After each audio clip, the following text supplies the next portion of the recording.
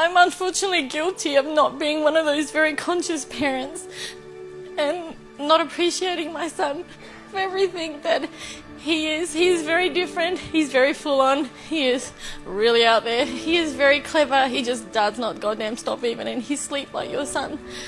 And I don't know how to deal with that shit sometimes, and I just lose it. And we were talking last night about how we speak to our son.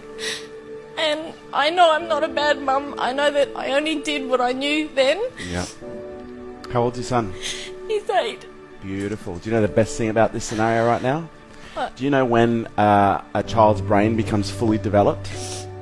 When they're about 10? No, 28. Oh, 20, oh, thank God, I can fix it. Yeah, you can. But here's what we need to understand as parents. Kids are loud, they're messy, they're all over the place, they're intense, and that's how kids are supposed to be. Kids aren't supposed to be well behaved. They're supposed to basically come into this world and flail their arms and find out where the boundaries are. That's what kids do.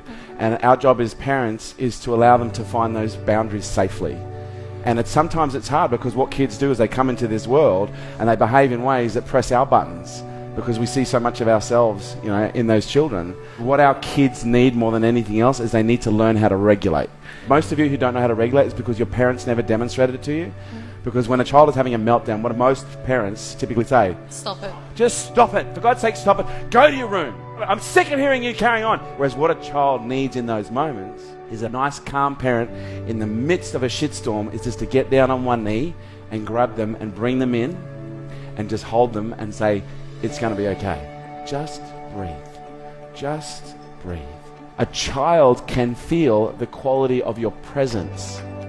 And if you're just being with a child, but you're not present with a child, they will literally behave in all sorts of abstract ways because all they want is to feel your presence. Because every time you get pissed off, they may not get the form of presence that they want, but they get the energy. They get the connection. It might be a fit of rage, it creates more pain, but there's a part of them that goes, oh, finally, I'm connected. We need to understand when a child is upset, they just need to be shown how to regulate. And you've got another 18, what have we got, 20 years to work it out. And he'll push every button on the way, don't you worry. He goes, I'll keep pushing your mum. And I went, oh, fuck. Yeah? But that's their job. Their job is to make us strong, okay? Their job is to teach us. They're the greatest teachers you've ever had. Thank you. Thank you for sharing. 1, 2, 3. Honestly, this is my legacy.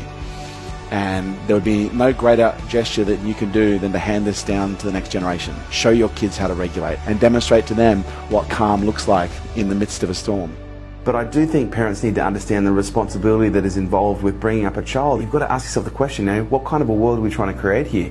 The more you work on your personal issues, the less chance you have of transferring it onto them, and them having to deal with it. Pass down wisdom, not wounds. The greatest opportunity our kids have is by learning through the best example that we can give them. Our species really is dependent right now on a new generation of thought leaders coming through who are healthy, who are happy, who are balanced, who can look at things in a more conscious way and make better decisions than some of the decisions we're making right now collectively. I look at my business, I look at everything else, and he's my greatest legacy. I don't see myself leaving behind money. I'm leaving behind this incredible human being that if I condition, support, train and coach properly, he's going to be able to create and affect 10 times the change that I have in my lifetime.